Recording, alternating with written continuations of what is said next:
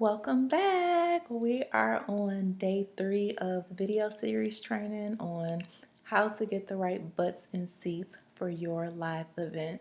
So one more quick recap. Day 1, we talked about knowing your why, building the event foundation for success. We talked a little bit about being able to identify the purpose of your event and why you're hosting it, as well as the benefits to your audience. We touched a little bit on identifying the pain points of your audience and providing unique strategies and action steps for them. In turn, this helps you to be able to, one, identify who your ideal attendee is, and it helps you to also create an outline for your content. So this helps you to be able to create your messaging, and a lot of times your messaging is very, very key because it helps you to be able to sell out your event. It helps you to be able to communicate who your target audience is and being very, very specific about it. It helps you to be able to communicate what their problem is, so you're talking to their problem, and then you're also providing a solution to their problem as well as the end result. So making sure that you're covering all of that in the beginning stages, because once you've laid that event foundation, it'll make the planning process and the event marketing strategies and plans so much more easier to execute, and will help you to be able to have a more effective and purposeful and profitable event. Day 2, we talked about how to market to your current audience. So being able to leverage your current audience to help them to be able to fill your seats faster and utilizing them to help promote your event. Now, today is day 3, and this is probably going to be everyone's favorite day as far as getting the word out. So what does that mean? I said 1,000 times, you can't just post in event on Eventbrite and expect for people to just be drawn to it without you doing anything. You can't expect to keep continuing to post flyers of your event on social media and telling people to click the link in your bio and hoping that that's going to sell your event out. That is not an event marketing plan. Just because you have created a content calendar for social media, that is not an event marketing plan. It should be a part of your event marketing plan, but that alone is not going to sell your event out. So get prepared. We're going to talk about how to get the word out, which is one of the most important steps when planning and marketing an event. So building your event marketing plan with event marketing strategies. So let's get started. Getting the word out.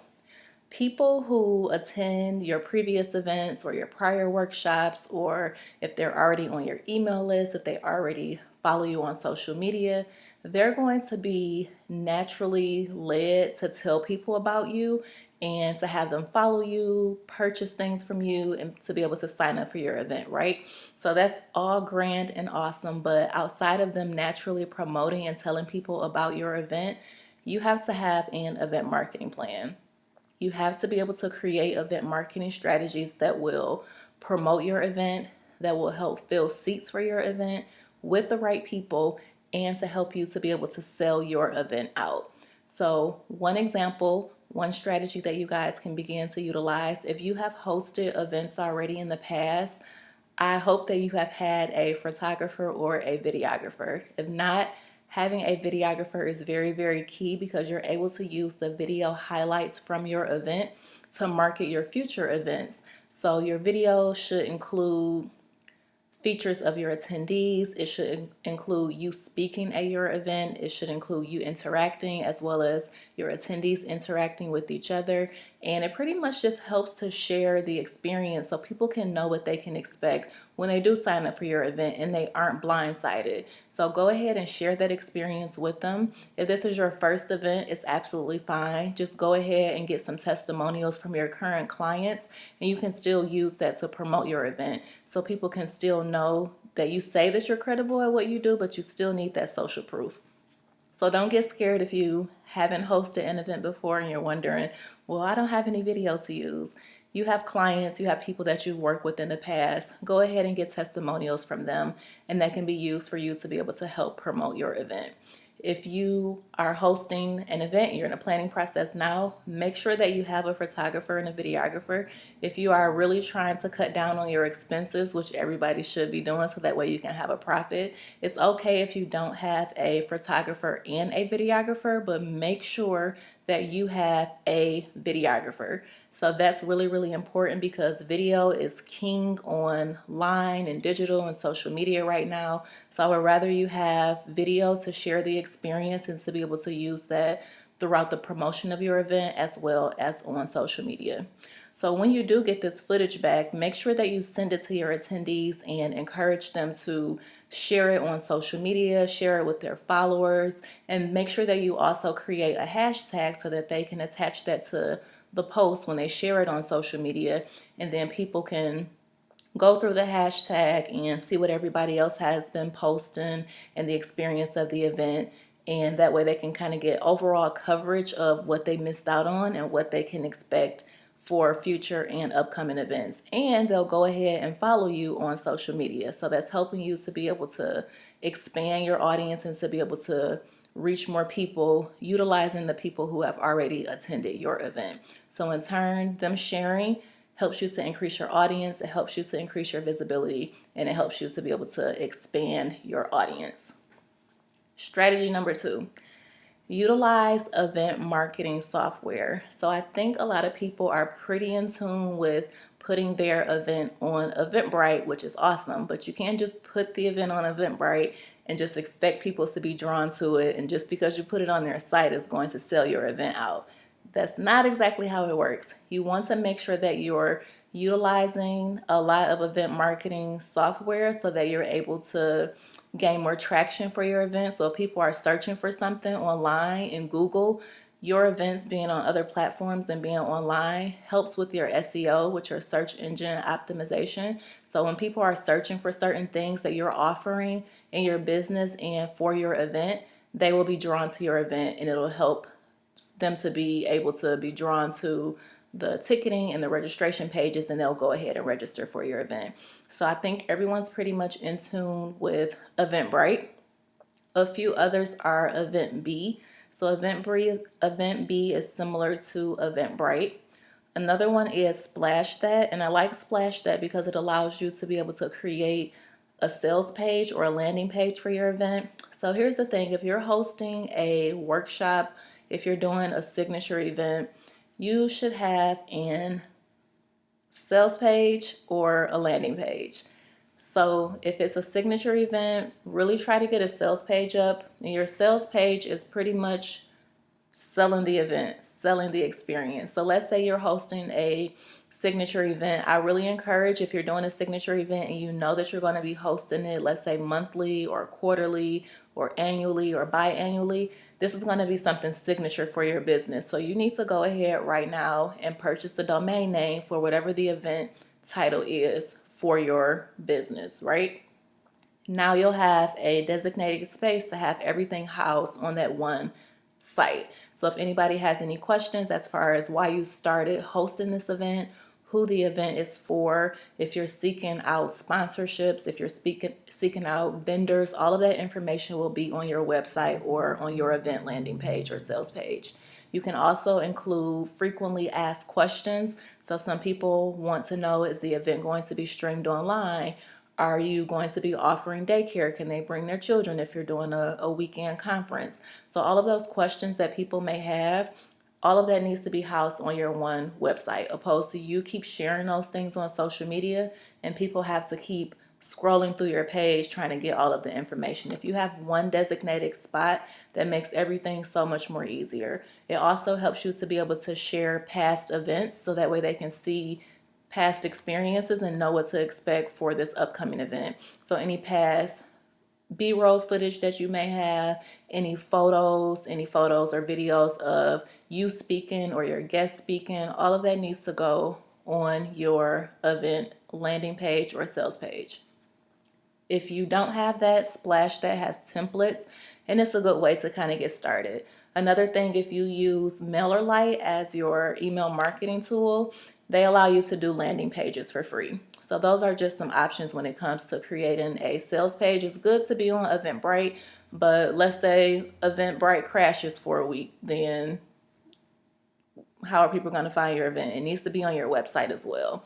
So utilize Eventbrite, utilize EventB, splash that, and then creating a website or an event landing page. Another thing to gain more traction through event marketing softwares is making sure that you have your event on Facebook. So not just posting it on Facebook, but actually adding it to the Facebook event calendar, right? So when people are searching through and they're trying to find events that's coming up for the weekend or the next month, when they search, your event will come up. Also, have your current audience, if they intend on attending your event, make sure that they mark that they're interested or they're attending on Facebook, because once they do that, their audience or the people that they follow on Facebook will get a notification, and then they'll be drawn to see, well, what's Shatoya interested in? What type of event is this? Maybe this is something that could benefit my business, and they'll be interested in learning more about it. Another tool that you can use is Meetup. I have literally sold events out utilizing Meetup, and it's a great way for you to be able to build your community as well. So make sure that you're using those event marketing softwares, and make sure that you're actually inviting people to those sites so that they can find you and they can register for your event. So you have an email list, go ahead and invite those people and direct them to your sales page, to your landing page, to your website, or to whatever your ticketing platform is for them to be able to register for your event. And like I said, this will help you to be able to increase your visibility as well as your SEO for your business and this event. Another thing, make sure that you are utilizing your audience to promote. So we kind of talked about that already, but you're asking them to do something, but what are they going to get in return? So make sure that you're offering some type of reward to them. So here's an example. You can run a social media contest on Instagram, on Facebook, or on Twitter, and you can make some type of rules where it's where whoever gets the most likes, whoever gets the most shares or retweets, they'll get a free ticket. Or you can have people repost your video. A lot of times people repost the event flyer, and that's all good and grand, but here's the thing, we're in a age now where video is king. So if you have some video content to share, people are going to be more drawn to that opposed to just seeing another flyer on social media and they know that you're just trying to get them to sign up to something. And a lot of people have been hosting events. A lot of people have been hosting events that are not valuable. So when they just see a flyer come up, they're just thinking, here's another event with fluff or just some strategies that I probably could have sat at home and Googled and found online or on Pinterest, right? So get really creative and think of ways to stand out from what everybody else is doing with their business as well as your competitors. So let's say you want them to repost footage from your past event and encouraging them to sign up for your current event that's in 3 months. Have them to share the video or share whatever the copy or content is. Have them to like it on your page. Have them to comment on your page. And when they share it, tell them to tag 3 people. So not only are they sharing it to their audience, they're tagging 3 people. If they want to join in and retag and reshare, they can do that as well. And that'll be more people that you'll be able to reach as far as event traffic. And then you can do a special drawing and just pull from a hat. And now they have like platforms online where you can type in everybody's name or their social media account, and it'll automatically draw a winner. You can share who that is via social media or your email list. Another strategy is making sure that you have multi-level ticket options. So making sure that you have early bird ticket sales, that you have a general admission as well as a VIP option too. A lot of times you can sell more VIP tickets than you can general admission. And obviously if the VIP tickets are more, you're able to make more money, right? But here's the thing, when you're doing multi-ticket levels, you have to make sure that you create a deadline and stick to that deadline. So after early bird ticket sales are over, make sure you include what that date and time is, and the price is going to be increasing if they do not sign up for early bird. So why do you do this? It's to help create urgency. So I hosted an event a couple years ago. It was a summit in Chicago, and we had general admission and it was open for the entire time. And literally the night before the event, like 2, 3 o'clock in the morning, we got like a huge influx of ticket sales in, and we had to close registration because we were giving out gift bags. And if we kept allowing people to register, we weren't going to have any gift bags to give them. So make sure that you create a deadline, and that'll also create some type of urgency. So you aren't waiting for people to sign up the day before the event or the day of the event. So creating those multi-level ticket options create urgency for them, and it helps you too in the long run. So that way you aren't worried and stressed out that nobody's registering and hoping that everybody registers at the last minute. Nobody wants any added stress when it comes to events. Trust me. Another thing as far as having multi-level ticket options and sale options. So here's the thing. I have seen this all the time where people are, and I know this because obviously I do planning and marketing for events. You'll notice as the event get closer, you'll see sales buy one get one free, buy three get one free, bring a friend and you'll get half off, or BOGO sales or business bestie sales. And there's absolutely nothing wrong with that. But when you're doing that on the tail end of the event, that goes to show that you're really struggling to sell tickets for your event and you didn't have an event marketing plan in place in order to prevent this from happening.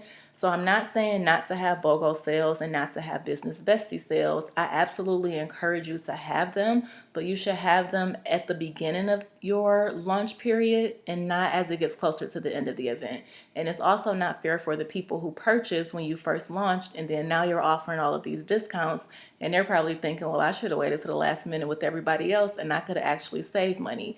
So make sure whatever sales that you're doing in the beginning of your promotion process, and that'll help create urgency. So if people see that, oh, it's buy one get one free for the next 3 weeks, I have 3 weeks to purchase, or I'm going to have to pay the regular price. And once it gets to regular price, if they don't meet that deadline, registration closes at a specific date and time, and after that, they just miss out. It's up to you, depending on the type of event, if you want people to be able to buy tickets at the door. But if you are allowing that, make sure that your tickets for paying at the door is a lot more than what it is for them to pay online. Last but not least, making sure that you are partnering with influencers or people who have a similar target audience that you have. So they don't necessarily have to be doing the same thing that you're doing, but if they have a audience that's similar to yours, they would be someone that would be great to partner with or to be an affiliate partner for your event. So what does all of that mean? So if you're able to partner with someone, so let's say I have 10,000 people on my email list and I have about 15,000 followers across all of my social media channels. So you want to reach out and partner with me because I have the same audience that you have and you need me to help reach those people. So you're coming to me basically to help promote your event. So what are you asking me to do? You're asking me to post your event and your content on social media. You're asking me to send emails out to my email list because we have a similar target audience and they will probably be interested in attending your event, and it probably will be beneficial to them and their business. So that's how the partnership goes. But here's another thing. When you're asking people to do something, you have to make sure that you're giving them something in return. So first things first, you're asking someone to post content on social media. You're asking them to send emails out. So in order for them to do this and to actually do it, because you can tell people to do it and you'll see that they probably haven't sent anything out until the week of your event, and that really doesn't help as far as a partnership standpoint goes. So to make this easier on them, go ahead and draft up the copy that you want them to share on social media and have them to schedule it so they know what days and times that it needs to go out. And that way you aren't wondering, well, they haven't posted anything this week. They haven't posted anything because you haven't told them and they're just going to wait to the last minute. So make this easy. Give them the copy. All they have to do is literally copy and paste what you've sent them and post it. It's so easy for them. If you want them to send emails out, go ahead and draft the content up for those emails and send it to them. So all they have to do is on week 1, copy and paste, send to their list. On week 3, copy and paste, send to their list. It's literally a seamless process for them. And in turn, you can offer them a percentage of ticket sales. So for each ticket that they sell, you can give them 30%, or you can give them 40% or 25%, whatever number you choose to go up in has been agreed upon between you two. make sure that you give them a affiliate link or a code so that way you can track who they have actually been able to reach and get them to attend your event. So that's really, really important. So those are just a few event marketing strategies. When I do my event marketing plans for my clients, they're literally pages upon pages upon pages upon pages long.